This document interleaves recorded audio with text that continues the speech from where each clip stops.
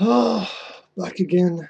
We're swinging in today for part two about children being less healthy than 50 years ago. So since by the way, it's still the 9th of June, 2011. It's about 4 o'clock in the afternoon. And going to open the window here, get some air in. Opening the window after the storm because there's just a huge storm earlier today, which caused the office to get flooded, and so there's water all down the wall here. But I'll try to ignore that. And so also made me think about things that I didn't finish what I wanted to talk about this morning, and there's so much more. So we're going to do a second part today on children being less healthy than they were 50 years ago. An article by Anna Hodgkiss, which I explained in the first part of this, contains some some mistruths. I would say, question whether or not they're on purpose, but. But in the first part, we looked at children, talked about their height, weight, and puberty. So we're talking about children's health here, and a general comparison between life 50 years ago following the Second World War and life as it is for young people now. So here's something which interests me, which is looking at, excuse me, just finished lunch. Look, back on the healthy food again. Check that out. Right. Good for your teeth. Sticks there. Teeth. 50 years ago, 6.5 teeth were decayed, missing or filled in 12-year-olds. Now only 1.5. So in general, that's a great increase there that's happened, which is really nice to see that we do improve some elements over time. Dr. Nigel Carter of the British Dental Health Foundation says the biggest boost to dental health in the last 40 years has been fluoride in toothpaste. Let me repeat that again. The biggest boost to dental health in the past 40 years has been fluoride in toothpaste. I'm sorry, Mr. Carr, but I think that's a ridiculous statement to make. You obviously have no idea that fluoride is what they use in rat poison to kill rats. It also affects the brain and has been shown to reduce what we call intelligence in people also. Avoid fluoride at all costs. We don't have time to go into the details today about why it's negative. I'll post some information. You can look at it for yourself. You want to pick those toothpastes that definitely do not have fluoride. You want to pick those toothpastes that have that are made from natural substances, and there is an alternative to fluoride. And I can't remember what it is at the moment, but I remember seeing it last time I was down there in the chemist. So. Fluoride works by making the teeth more resistant to being attacked. This is a ridiculous statement, my friend. Anyway, despite the lie, when it comes to 12-year-olds, Britain has the best dental health in Europe. He says, which is I guess good for British kids. I wonder why we have that. Talking about health and nourishment here, even an obese child can be malnourished because while they get plenty of calories, they don't get sufficient vitamins. You see, vitamins, that's the key.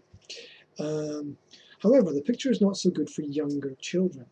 About a third of 5-year-olds are still getting dental decay, which is disappointing because it's totally preventable. And if fluoride really worked, you'd be stuffing it in the mouth of children from the moment they were born, and you'd love to do that, but you're not going to get to do that because it's a poison. Work it out. So those problems are all preventable. Just throw away the fluoride. Get rid of it. Another problem of modern life is that we're not eating 3 square meals a day. Many of us, including children, have 7 to 10 snacks. Fair enough, good point. It takes an hour for saliva in the mouth to neutralize the acid from the food, so eating every hour or two means the teeth won't get a chance to recover. So more cavity is basically the result of that.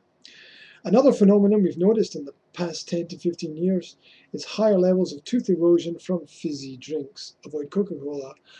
Avoid anything that goes tss when you open it and pour it into a glass. It's a big problem in Britain. It's a big problem in the United States. Also, note that the colder the drink, the less chance the mouth has to actually protect the teeth and get rid of any bad substances. So this is my naturally carbonated water. It comes out of the ground like this. Not with a piece of lemon. Of course, I added the lemon, right?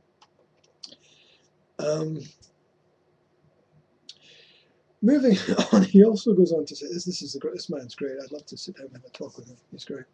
Fruit juices and energy drinks are no better than fizzy drinks. That's what he says. Fruit juice is no better than fizzy drink. This man is obviously unstable because there's no way. I mean, look at fruit juices and energy drinks are no better. First of all, they class fruit juice and look at the psychology. They class fruit juice and energy drink together in the same phrase, like they're the same thing. They're absolutely not the same thing. You cannot say that your Red Bull super high nitro charged nickel injected ultra mega energy boost thing in a can is going to be the same as your apple juice or whatever else. Okay. Logic. We've lost the power of discernment in the modern world. Discernment, look it up. Look for it inside your own mind. Look it up in the dictionary. Take it out. Discernment. You've lost it. It's gone. It doesn't exist anymore.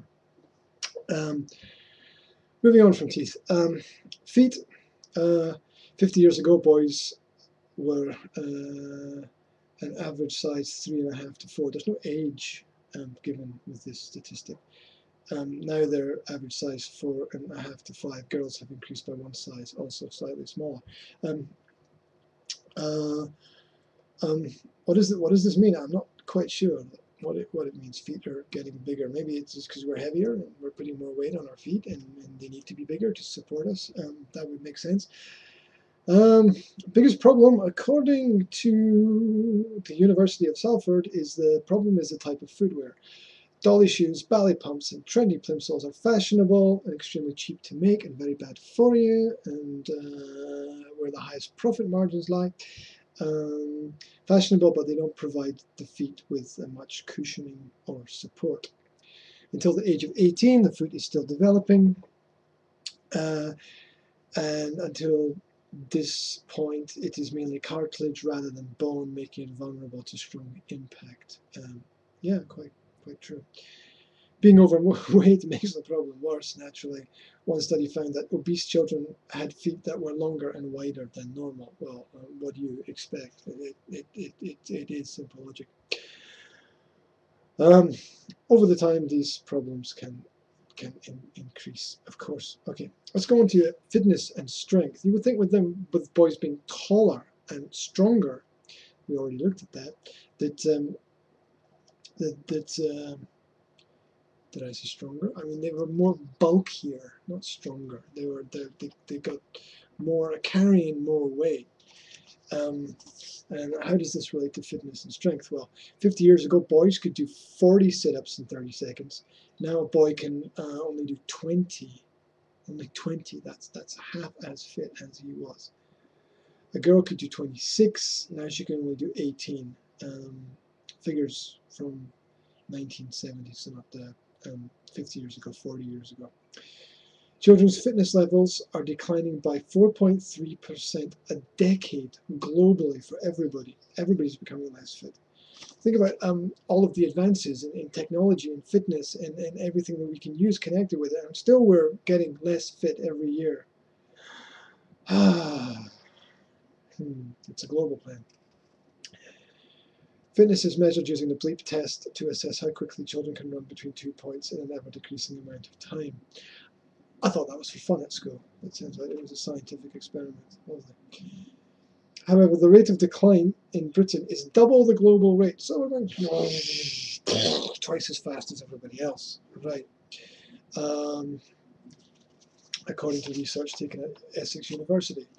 So who's to blame? Well, as well as increased time spent watching screens, naturally, Dr. Sandercock points to the fact that car ownership has more than doubled. So cars are the problem. The problem with children's health is cars. Less cars and people will be more healthy.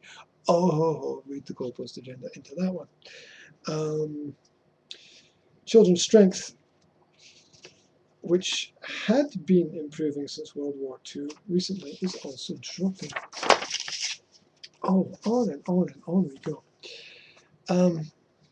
So, what about this concept of strength? Today, children are also less able to hang from wall bars in a school gym. Their arms are weaker, and their ability to grip objects tightly has declined, according to a study of more than 300 primary schools in Essex, in England.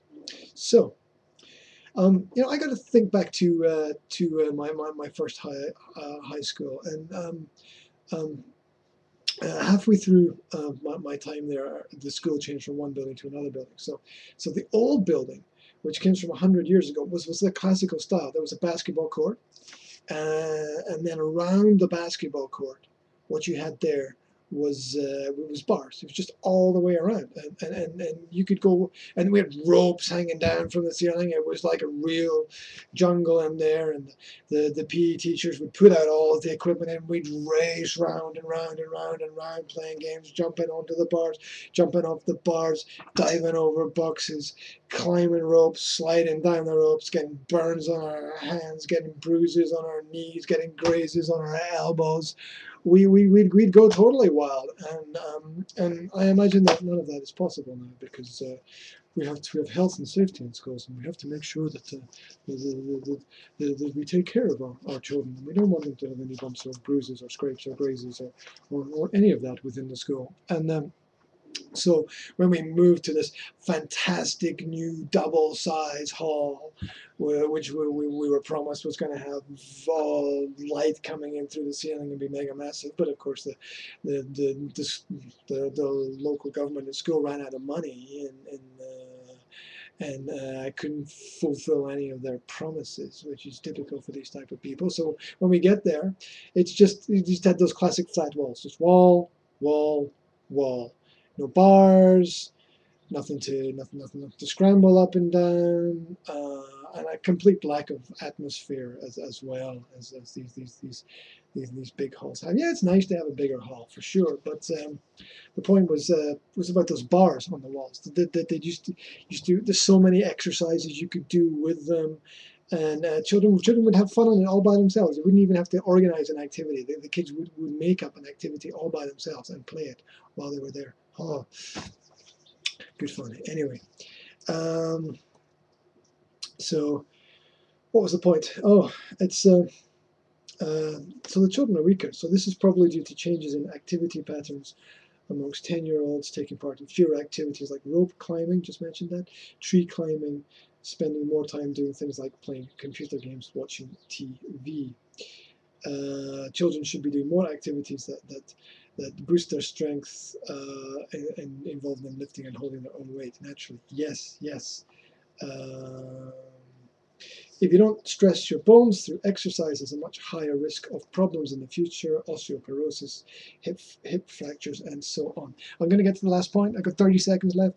So life expectancy, then it was 71 years, now it's 80. That's absolute nonsense, because if you take out the statistics related to child death and other statistics such as war in the past, it's further in the past, and you compare it to now, how can it be 10 years higher now when there's so many cancer rates and there's so many other diseases and there's so many people dying from so many things? It cannot be that old now. It is estimated that we increase life expectancy by 3 months every year, says Professor Harris. 3 months every year. Well, we should be living forever, shouldn't we, Mr. Harris? Thank you very much. I'll post the articles. Catch you later.